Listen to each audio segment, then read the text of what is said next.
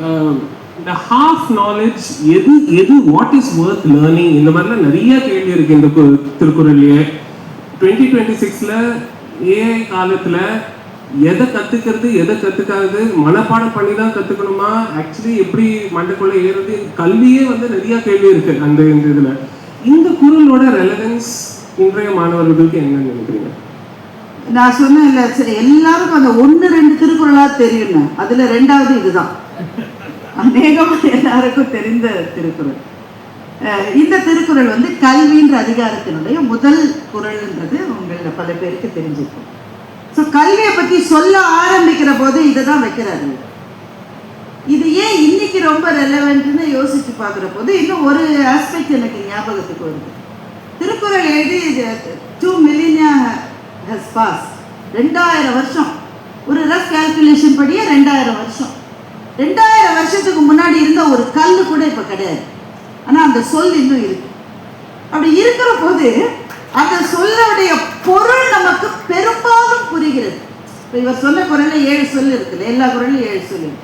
கற்க புரியும், கசடர சில பேருக்கு புரியும், குற்றங்களை நீக்கின்னு அர்த்தம் கசடர. கற்பவை கற்ற பின் நிற்க அதற்கு தக, பாக்கி எல்லா சொல்லும் எல்லாருக்கும் புரியும். எனக்கு இதுவே பெரிய ஆச்சரியமா இருக்கு. வேற எந்த மொழியிலையும் இந்த மாதிரி, சில மொழிகள்ல தான் இந்த மாதிரி சிறப்பு இருக்கும், மிகச்சில மொழிகள்ல தான். தொன்மை தொடர்ச்சி ரெண்டும் இருக்கிற ஒரு மொழியில தான் திருக்குறள் மலர்ந்திருக்கு.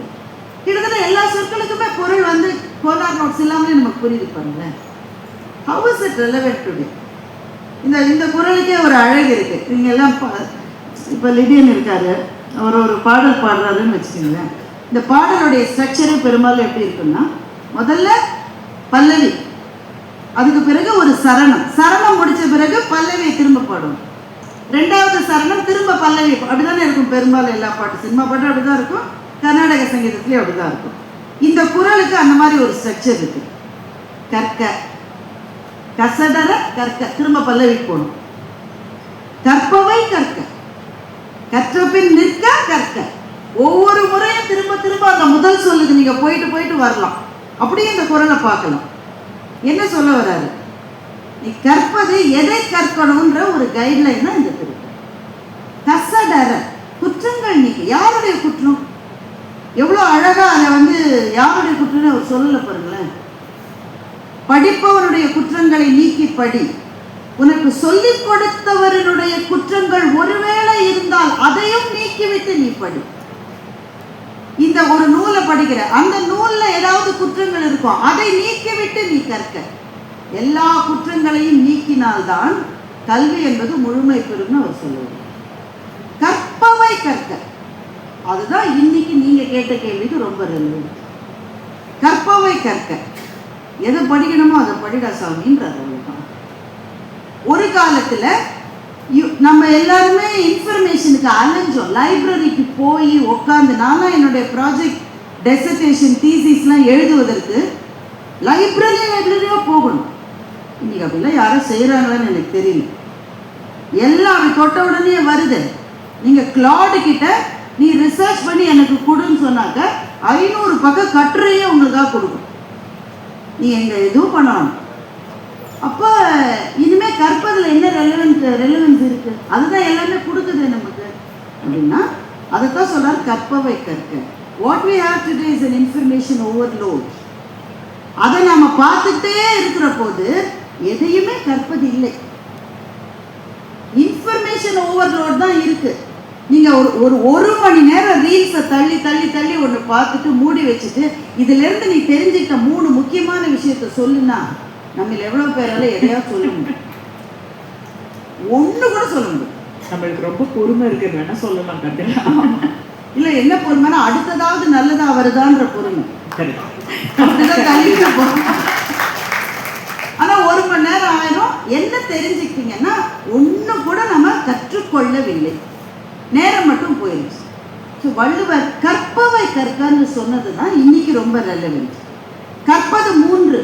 நான் வேகமாக அதை சொல்லிடுறேன். 1, உங்களுடைய அடிப்படையான தேடல் எதுவோ அதற்காக படிப்பது. நீங்கள் ஒரு MBBS ஸ்டூடெண்ட்னு, அவருடைய தேடல் என்ன, இன்னைக்கு மெடிக்கல் ஃபீல்டில் என்ன புதுசாக வந்து இப்போ நீங்களாம் மார்க்கெட்டிங்கில் இருக்கீங்க. So what is new in marketing today? Digital மார்க்கெட்டிங்க்கு வேறு என்னென்ன புது அவதாரங்கள் இன்னைக்கு இருக்குது?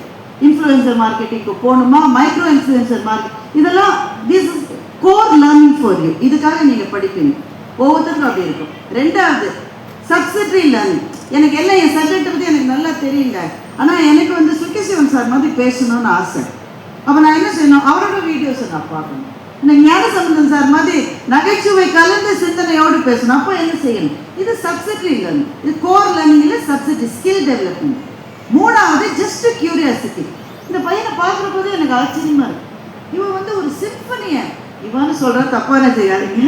இது ரொம்ப எனக்கு பிடிச்ச தம்பி, அதனால மரியாதையாக சொல்ல வேண்டிய ஒரு பர்சனாலிட்டி தான் அவர். வயதின் காரணமாக நான் சொல்கிறேன், என் மகன் வயது தான் அவருக்கு இருக்கு.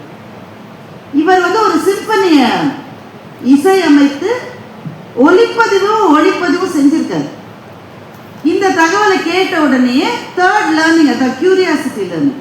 இந்தியாவில் இந்த வயசுல சிம்பனியை வேற யாராவது பண்ணியிருக்காங்க, இது கியூரியாசிட்டி லேர்னிங்.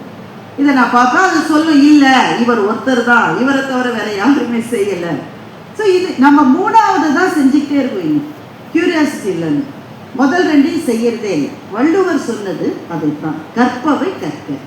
உனக்கு என்ன தேவையோ அதை மாத்திரம்தான் நீ கற்க வேண்டும், அதைத்தான் ஆழமாக கற்க முடியும். அதனால தான் நம்ம ஊர்ல ஒரு பழமொழி இருக்கு, அகல உழுவதை காட்டிலும் ஆழ உழுவது மேலும். நம்ம ஊர்ல பழமொழியே 10,000 விஷயத்தை கற்காத, கத்துக்கிட்டா ஒன்னுத்துக்கும் பிரயோஜனம் இல்லை. நீ தெரிந்து கொள்ள வேண்டிய விஷயங்களை ஆழ்ந்து கற்க. கற்பவை கற்கன்ற ஒரு அந்த 7 சொல்லிலேயே 2 சொல்லு நமக்கு போதும். அதை வைத்துக்கொண்டு கற்பதை டிஃபைன் பண்ண முடியும். இன்னைக்குமே எதுக்கு கற்கணும்? அதான் இருக்கு, கிளாட் இருக்கு, ஜெமினி இருக்கு, சாட் ஜிபிடி இருக்கு. நான் எதுக்கு கற்றுக்கொள்ள வேண்டும் என்றால், இந்த சாதனங்கள் எல்லாம் சிந்தனையை அளிக்கும், ஆனால் கல்வி ஒன்றுதான் சிந்தித்தலை அளிக்கும். சிந்தித்தல் என்பது ஹியூமன் பீயிங்ஸ் மாத்திரம் தானே இருக்கு. அது அதற்கே கல்வி தேவை என்பதைத்தான் கற்பவை கற்கன்னு வள்ளுவர் சொல்லியிருக்காருன்னு நான் புரிஞ்சுக்கிறேன். அதுதான் இது ஐயா சொன்ன மாதிரி வள்ளுவரே இப்படிலாம் நினைச்சு அது நமக்கு தெரியாது. ஆனால் இவ்வளவு சிந்திப்பதற்கான ஒரு ரூமை அவர் 2 அடியில கொடுத்துருக்காரு தான் திருக்குறளினுடைய சிறப்புன்னு நான் நினைக்கிறேன். சூப்பராக சொன்னீங்க நிஜமாவே. நீங்கள் வந்து லிதியன் பற்றி பேசினீங்க. ஆக்சுவலி எங்கள் எல்லாருக்கும் அவரை பற்றி கேட்டு தெரிஞ்ச இப்போ கூட we all had a lot of this curiosity led learning நீங்கள் சொல்கிற மாதிரி. So my next question, Lydian, is to you. நீங்களும் உங்கள் சிஸ்டரும் சேர்ந்து குரலை மியூசிக் மூலமாக கொண்டு வந்திருக்கீங்க, 2 people இல்லையா? தட்ஸ் அவங்க சொன்னாங்க, அவங்க இருக்கிற வழியாக தான் நம்ம போகணும், சோஷியல் மீடியாவில் தான் இருக்காங்கன்னா அது வழியாக போய் சொல்லி கொடுக்கணும். So what is a larger career than music when it comes to that இல்லையா? அது நீங்கள் பியூட்டிஃபுல்லாக பண்ணியிருக்கீங்க. திருக்குறள் மியூசிக்கு செட் பண்ணி brought it alive through your craft. அந்த ஐடியா உங்களுக்கு எப்படி வந்தது? how was that born? And நீங்கள் அதை செஞ்சதுலேருந்து வாட் யூ ஃபீல், அதோட இம்பேக்ட் என்னவா இருந்திருக்கு, அதோட ரெஸ்பான்ஸ் என்னவா இருந்திருக்கு, அதை பற்றி கேட்டு தெரிஞ்சுக்கலாம் தான் உங்களுக்கு. எல்லாருக்கும் வணக்கம். ஃபர்ஸ்ட் ஆஃப் ஆல் நீங்கள் வந்தது எனக்கு ரொம்ப சந்தோஷம். இவ்வளோ லெஜண்ட்ஸ் வரிசையில் என்னையும் மறைச்சு ஒருத்தனை கூப்பிட்டதுக்கு I am truly honoured. And thanks to Britannia for taking such a great initiative and to bring Thirukkural இந்த பிஸ்கெட்ஸ் அடுத்த ஜென்ரேஷன் கொண்டு போகிறதுக்கு ஒரு கிரேட் சர்வீஸ் அவங்க பண்ணுறாங்க. அண்ட் நாங்கள் எங்களுக்கு தெரிஞ்ச கிராஃப்ட், நாங்கள் பர்சீவ் பண்ணுற கிராஃப்ட் என்னென்னா மியூசிக். ஒரு 10 வருஷம் முன்னாடி இந்த ஐடியா எங்கள் அப்பாவுக்கு வந்துச்சுன்னு சொல்லலாம். அண்ட் நான் எங்கள் அக்கா அமிர்தவர்ஷினி நாங்கள் 2 பேரும் ஸ்கூலுக்கு போகல, வி ஆர் ஹோம் ஸ்கூல். அதனால எஜுகேஷ்னல் சிஸ்டமில் பசங்கள்லாம் படிக்கிற மாதிரி நம்மளுடைய ஒரு கான்டென்ட் வரணும்னு எங்கள் அப்பா சொன்னார். அப்போது நம்ம புதுசாக ஏதாவது கம்போஸ் பண்ணி அவங்களுக்கு தரலாமா, இல்லை ஒரு புதுசாக லிரிக்ஸ் எழுதி அதுக்கு எதாவது மியூசிக் பண்ணலாமான்னு இந்த மாதிரி நாங்கள் நிறைய யோசிச்சுட்டே இருந்தோம்.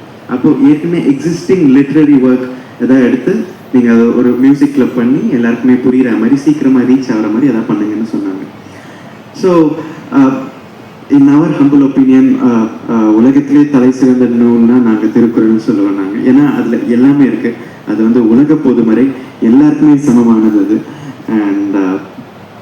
அண்ட் திருக்குறள் வந்து மேடை பேச்சாளர்கள், அறிஞர்கள், ஸ்காலர்ஸ், இந்த மாதிரி ஸ்காலர்ஸ் இவங்களுக்கு வந்து மோஸ்ட்லி எல்லா திருக்குறளோட அர்த்தம் அது ஒரு வாட்டி கேட்டாலே, இந்த திருக்குறள் 7 வார்த்தை கேட்டாலே அதோடைய கம்ப்ளீட் என்ன சொல்கிறது, அது கம்ப்ளீட் டேட்டா அவங்களால சொல்ல முடியும். இது ஏன் அப்படி எழுதியிருக்காரு அவங்க அழகாக சொல்லுவாங்க. பட் இது எல்லாருக்குமே போய் எல்லா மீனிங்கும் சேர்ந்துருக்கான்னு நம்ம கேட்டால் அது ஒரு கொஷின் மார்க் தான். அண்ட் மியூசிக்கில் இருக்கும்போது நம்ம மீனிங்கோடு சேர்த்து மியூசிக் பண்ணால் எல்லாருக்குமே சீக்கிரமே அது போய் புரியும். அண்ட் அது மனப்பாடம் இது நம்ம மனப்பாடம் பண்ணணுமே என்ற ஒரு பேர்டன் குறையும். அண்ட் ஏன்னா எங்கள் அம்மா அப்பப்போ சொல்லுவாங்க, இந்த ராக்கம்மா கையத்தட்டு பாட்டில் வந்து குனித்த பூர்வமும் கோவை செவ்வாய். ஸோ அது வந்து அது மனப்பாடம் பண்ணி படித்தா யாருக்குமே வரல. பட் அது அந்த படத்தில் அது பாட்டாக வந்ததுக்கப்புறம் எக்ஸாமில் எழுதும்போது எல்லாருமே அது பாடிட்டு எழுதுனதால எல்லாருக்குமே ஃபுல் மார்க்ஸ். ஸோ இந்த மாதிரி நம்ம திருக்குறள் பண்ணலான்னு சொன்னாங்க. 10 வருஷம் முன்னாடி எங்கள் அக்கா வந்து ஒரு 400 திருக்குறளுக்கு மெலடி கம்போஸ் பண்ணா. பட் 10 வருஷம் முன்னாடி அவளுக்கு 13 வயசு, எனக்கு 9 வயசு. பட் அப்போ நாங்கள் ப்ராஜெக்டை நிப்பாட்டிட்டோம். ஏன்னா அறத்துப்பால், பொருட்பால், இன்பத்துப்பால்னு வரும்போது age justification problems and controversies வரும். ஒரு 9 வயசு பையன் 13 வயசு பொண்ணு எப்படி இது கரெக்டாக ஒரு உள்வாங்கிட்டு ஒரு மெச்சூர் அவுட்புட் கொடுத்துட முடியும்னு டாக்ஸ் வரும்னு சொல்லிட்டு நாங்கள் அப்போ நிப்பாட்டிட்டோம். ஸோ அப்பா சொன்னாங்க, நீங்கள் நிறைய கற்றுக்கோங்க. ஏன்னா திருக்குறள்ன்ற ஒரு பெரிய ஸ்கேலான இவ்வளோ பெரிய கிராண்டியரான ஒரு நூலை, ஒரு லிட்ரரி ஒர்க்கை வந்து நம்ம ஒரே ஜானரில் போய் நம்ம அதை கன்சிடர் பண்ண முடியாது. ஸோ நீங்கள் நிறைய ஜானர்ஸ் படிங்க. இப்போ வள்ளுவர் எப்படி எல்லாத்த பற்றியும் சொல்லியிருக்காரோ அந்த மாதிரி நீங்கள் ஒரு யூனிவர்ஸலாக இந்த ப்ராஜெக்ட் ஆக்குங்க. ஸோ இந்த ப்ராஜெக்டில் நாங்கள் 200+ மியூசிக்கல் ஜானர்ஸில் இந்த திருக்குறள் போட்டு நாங்கள் எக்ஸ்ப்ளோர் பண்ணியிருக்கோம். அண்ட் 2023 எனக்கு 18 வயசு ஆச்சு. அண்ட் அப்போ அக்காவுக்கு வந்து 22 வயசு. ஸோ அப்போ வந்து எங்களுக்கு வெளியிலேருந்து வீட்டுக்கு வந்து எஜுகேஷனல் ரீதியாக சொல்லிக் கொடுத்த ஒரே ஒரு டீச்சர்னா அவர் பேர் மிஸ்டர் சக்தி வாசன். ஸோ அவர் வீட்டுக்கு என்ன சொல்லிக் கொடுக்க வந்தாருன்னா திருக்குறள் சொல்லிக்